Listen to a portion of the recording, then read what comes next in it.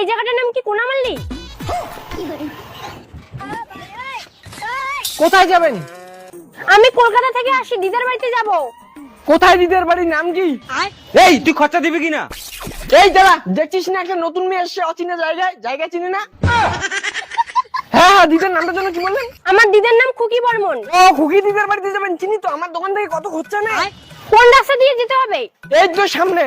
Thank you. এই দাঁড়ান দাঁড়ান, কোথায় যাচ্ছেন? কেন, দিদার বাড়িতে? হেঁটে যেতে পারবেন না তো, অনেক দূর। আপনিই তো বললেন সামনে।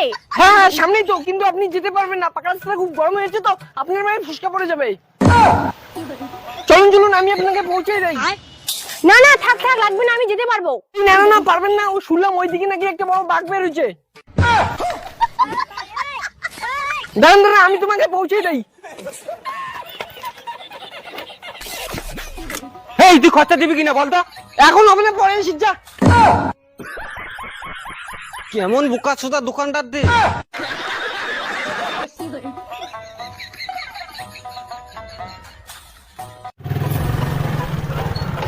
নামো, এই যে খুকিদের বাড়ি।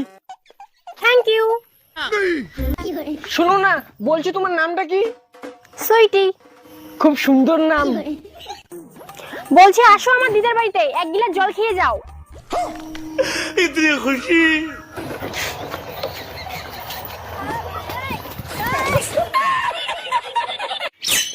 দিদা তুমি কোথায়? আমি চলে আসছি, বাইরে বের হও। তুই আসছিস?